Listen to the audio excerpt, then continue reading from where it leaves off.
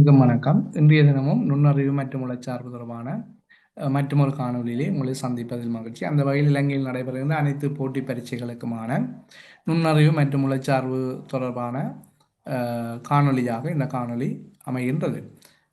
குறித்த எந்த ஒரு பரீட்சைக்கு சொல்லியும் நுண்ணறிவு உளச்சார்பு என்று தனித்தனியாக அல்லது தனித்தனியான வினாப்பத்திரங்கள் அமைவதில்லை. அனைத்து நுண்ணறிவு உளச்சார்பு தொடர்பான விடயங்களும் அனைத்து போட்டி பரீட்சைகளுக்கும் பொருத்தமானது என்பதை கவனத்தில் கொள்ளவும்.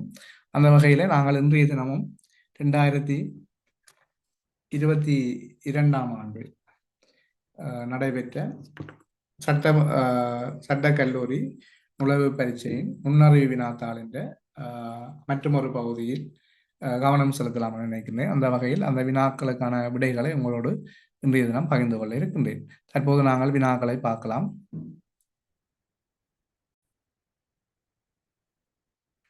இலக்கங்கள் 36 தொடக்கம் 40 வரையான வினாக்கள் PQRSTU மற்றும் B ஆகிய 7 நபர்கள் மீதான பண மோசடி, போதைப் பொருள் கடத்தல், கொலை, வாகன திருட்டு, தாக்குதல், பொது சொத்து துஷ்பிரயோகம் மற்றும் கப்பங்கேட்டல் போன்ற 7 குற்றச்சாட்டுகளை அடிப்படையாக கொண்டவை.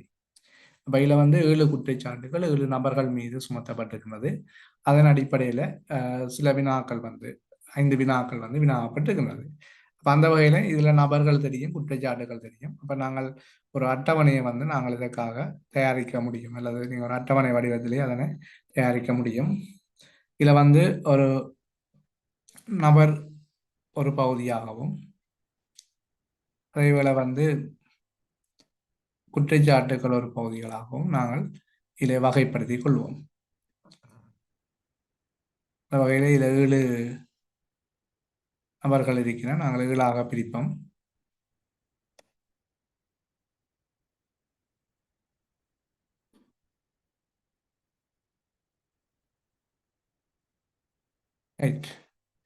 வகையில் நாங்கள் முதலாவது பகுதியிலேயே நபர்கள் 7 நபர்கள். இது P, Q, இவ்வாறு நாங்கள் 7 பகுதிகளாக அதனை பிரித்து கொள்ள.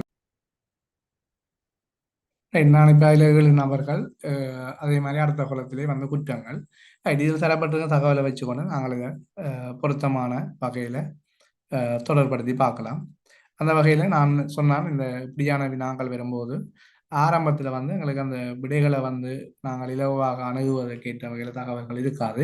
கீழே இருந்து வாசிச்சு கொண்டுவாங்க. அதுக்காக எல்லா கேள்வியும் அப்படி இருக்க போகிறதில்லை. நீங்கள் கீழே இருந்து வாசிச்சு பார்த்தா சில தகவல்கள் இருக்கும். அப்போ நாங்கள் முதல் கீழே இருந்து வாசிப்போம். அரசு சொல்லியிருக்கு, கப்பங்கேட்டல் மற்றும் போதைப் பொருள் கடத்தல் தொடர்பாக ஜூ குற்றம் சாட்டப்படவில்லை. அப்போ ஜூவிட்ட கப்பமும் கூறப்படையில, அதே போல போதைப் பொருள் கடத்தலும் இடம்பெறையில. இல்லை போதைப் பொருள் அதில் போடுறேன், இடம் பிரச்சனை இருக்கிறோடைய கீழே எழுதுறேன்.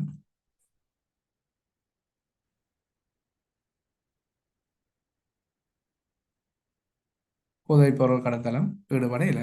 இப்போ என்ன செய்கிறேன்னா இதை நான் வெட்டி விடுறேன்.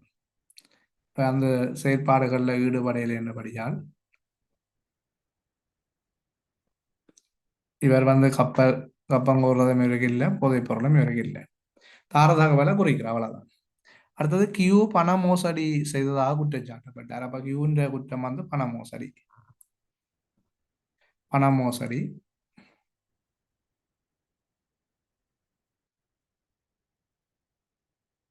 ரைட்.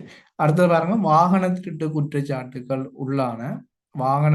குற்றச்சாட்டுக்குள்ளான பி கொலை குற்றச்சாட்டுக்குள்ளானவரின் மூத்த சகோதரி. அப்ப பியும் இன்னொருவரும் சகோதரியாக இருக்கிறோம். அதை நீங்க ஞாபகப்படுத்திக் கொள்ளுங்க. ஆரண்டு தெரியல எங்களுக்கு. ஆனால் வாகன திருட்டுக்கு குற்றச்சாட்டுக்குள்ளான பின்ற குற்றச்சாட்டு வாகனம் திருட்டு, வானாண்டு போட்டிருக்கிறோம். வாகன திருட்டு, திருட்டு குற்றச்சாட்டுக்குரியவர். அவருடைய மூத்த சகோதரி உள்ளான பி கொலை குற்றச்சாட்டுக்கு உள்ளானவற்ற மூத்த சகோதரி. அப்ப இவற்ற மூத்த சகோதரி யாருன்னு கண்டுபிடிச்சா அவர் கொலை குற்றவாளியாக இருக்கவார். அடுத்த பாருங்க, ஆர் என்பவர் டியின் மூத்த சகோதரர். ஆர் என்பவர் டீயின் மூத்த சகோதரர். அப்ப ஆருக்கும் டீக்கும் இடையில ஒரு தொடர்பு இருக்கு. அவர் சகோதரராக இருக்கணும். அப்பவே நாங்க ரெண்டு பேரும் இணைச்சு கொள்வோம். ஆரும் டீயும் வந்து சகோதரர்கள். சரிதானே? ரைட். மூத்த சகோதரர். அத்துடன் அவர் தாக்குதல் மேற்கொண்டதாக குற்றச்சாட்டு. யார் தாக்குதல்? இதுல வந்து ஆர் வந்து தாக்குதல் மேற்கொண்டதாக குற்றஞ்சாட்டப்பட்டிருக்குது. ரைட். அடுத்தது பாத்தீங்கன்னா பிக்கு சகோதரியும் இல்லை சகோதரியும் இல்லை. அப்ப இதுக்கு உறவு முறையே இல்லை. இவர் தனியுறா. இவர் வந்து நான் ஒருவருமே இல்லைன்னு சொல்லி உறவுகள் ஒருவரும் இல்லைன்னு சொல்லி ஒரு பிள்ளைய ஒன்றா போட்டு வச்சிருக்கிறார். அவருக்கு உறவு இல்லை பிக்கு. அடுத்தது பார்த்தீங்கன்னு சொன்னால் ஜூ குடும்பத்தில் ஜூவை தவிர வேறு யாரும் இல்லை. இவருக்கும் உறவுகள் இல்லை. யாருக்கு? ஜூவுக்கும் உறவு இல்லை. பாதையும் போடும். இந்த ரெண்டு பேரும் உறவுகள் இல்லை என்பது நீங்கள் பேனையாக எழுதும் போது தெளிவாக எழுதி வச்சுக் கொள்ளலாம். இல்லை உறவுகள் இல்லை அல்லது ஒரு உங்களை விளங்கக்கூடிய வகையில மார்க் பண்ணலாம். அடுத்தது இவர்களில் இருவர் சகோதரர்கள். அப்ப இல பாருங்களுக்கு நாங்கள் ஒரு ஆக்களை கண்டுபிடிச்சிட்டோம். ஆர்என் டிஎம் வந்து சகோதரர்ன்றதை கண்டுபிடிச்சிட்டோம். RN DM. சரியான? ஜூவுக்கும் பிக்கும் வந்து உறவினரே இல்லை. அப்ப இந்த பியோட தொடர்பட்டவர் ஒன்று கியூவா இருக்கணும் அல்லது எஸ்ஸா இருக்கணும். அவ இங்க சொல்லியிருந்தது எங்களுக்கு வாகனத்திற்கு குற்றச்சாட்டு உள்ளான பி கொலை குற்றச்சாட்டு உள்ளான மூத்த சகோதரி என்று. அப்ப அது வந்து ஒன்று கியூவா இருக்கணும் அல்லது எஸ்ஸா இருக்கணும். கியூக்கு வந்து எங்களுக்கு பண குற்றச்சாட்டுன்னு சொல்லியாச்சு. அப்ப கியூ சகோதரியா இல்லை. அப்ப பி என்ற சகோதரி யார்? எஸ் ஆக இருக்கு. பிக்குரிய சகோதரி வந்து எஸ் ஆக இருக்கும். சரிதானே? ரைட். அப்ப பிக்குரிய சகோதரி வந்து எஸ் என்று சொல்லலாம். ரைட்.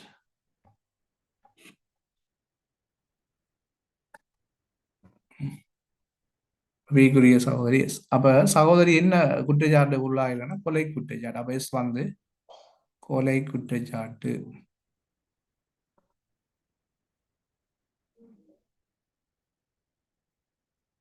எஸ் வந்து கொலை குற்றச்சாட்டு. ரைட். ஓகே. இப்ப வந்து பாத்தீங்கன்னு சொன்னால் மிஞ்சி இருக்கிற குற்றச்சாட்டுகளை பாருங்க. இது போயிட்டு வாகனம் அகல குற்றச்சாட்டுகள் வந்து பண மோசடி சரி. எங்களுக்கு பண மோசடி சரி.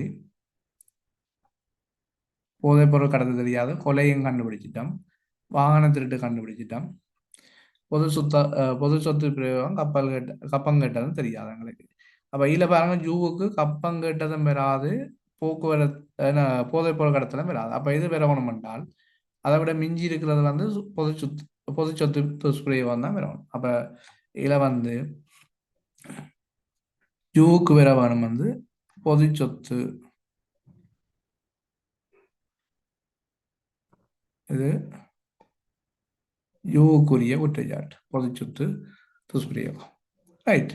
அப்ப மிச்சம் கப்பம் கேட்கிறதும் போதைப் பொருளும் அந்த ஆறுக்கு வரும்ன்றது எங்களுக்கு இதுல நிச்சயமா சொல்ல முடியாது. ஆகவே இது ரெண்டு பேருக்கும் வந்து கப்பம் கேட்கிறதும் போதைப் பொருளும் வரும்.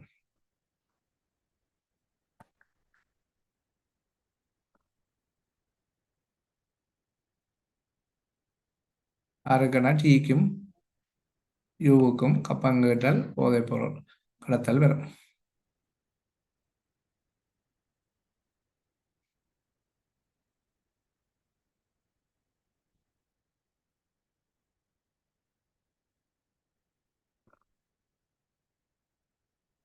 இப்ப நாங்கள் ஓரளவுக்கு சகல தகவலையும் வந்து எடுத்துட்டோம். இனி நாங்கள் கேள்விக்கு வருவோம். 36. இந்த இருவர் நிச்சயமாக ஒரே குடும்பத்தை சேர்ந்தவர்கள். அப்ப ஒரே குடும்பத்தை சேர்ந்தவர்கள் இங்க பியும் எஸ் வரணும் அல்லது ஆர்எம் டியும் வரணும். கியூ மற்றும் டி வராது. பி மற்றும் டி இல்லை. பிஎம்எஸ். அப்ப மூன்றாவது விட வந்து எங்களுக்கு அதுல பொருத்தமானதா இருக்கும். மூன்றாவது. சரிதானே? அதுக்கு பிறகு பார்த்தீங்கன்னு சொன்னா பொது சொத்துக்களை துஷ்பிரயோகம் செய்த குற்றச்சாட்டு நபர் யார்? பொது சொத்து வந்து கண்டுபிடிச்சாங்க ஜூ. பொது சொத்து ஜூ. ஜூக்குரிய விட வந்து மூன்றாவது. ரைட். அடுத்தது பார்த்தீங்கன்னு சொன்னா கப்பங்கேட்டல் குற்றச்சாட்டுக்குள்ளான நபர் யார்? கப்பங்கேட்கிறதும் போதைப் பொருள் கடத்துறதும் எங்களுக்கு ஆரண்டு தெரியும். அவன் டீ இருக்கணும் இல்லை ஜூ இருக்கணும். இப்போ நிச்சயமாக டி அல்லது சாரி ஜூ இல்லை பி. நிச்சயமாக டி இருக்கணும் இல்லை பி இருக்கணும். அப்போ இங்கே டீக்கு வந்து கப்பம் அல்லது கப்பங்கேட்டல் அல்லது போதைப் பொருள் போட்டுக்கணும். பிஎம் வந்து கப்பங்கேட்டல் அல்லது போதைப் பொருள். அப்போ அது நிச்சயமாக டி அல்லது பி ஆக இருக்கணும். இங்கே வந்து டி அல்லது பி இல்லை என்று இருக்கணும். ஆகவே அதுக்கு 38க்கு முதலாவது வரும். அடுத்து பார்த்தீங்கன்னா எஸ்ஸுக்கான குற்றச்சாட்டு யாது? எஸ்ன்ற குற்றச்சாட்டை பாருங்க. எஸ் வந்து கொலை குற்றச்சாட்டு. ஆகவே 2வது. எஸ்ஸுக்குரியது கொலை குற்றச்சாட்டு 2வது. அடுத்து பார்த்தீங்களா 2 சகோதரர்களும் சகோதரர்களுள் ஒருவர் யார்? 2 சகோதரர்கள். தெரியும் அந்த கொலை குற்றச்சாட்டு உள்ளானவரும் சகோதரி. அதே போல வந்து பிஎம் வந்து சகோதரியா இருக்கிறோம். ஆகவே ஆர்எம் டியும் தான் இங்கே வந்து எங்களுக்கு சகோதரராக இருக்கிறோம். RM DM. ஆகவே இதில் வந்து டி சொல்லப்பட்டிருக்குது. ஆகவே எங்களுக்கு 4வது இலக்கம் டீக்குரியஸ். அப்போ வந்து இதில் நினைக்கிறேன் பூர்ணமாக உங்களுக்கு இதுக்குரிய விளக்கம் கிடைச்சிருக்குன்னு நினைக்கிறேன். ரைட். நீங்கள் இதை வந்து மீண்டும் ஒரு தடவை பார்க்கும்போது பூரணமாக உங்களுக்கு விளக்கத்தை பெறக்கூடியதாக இருக்கும்.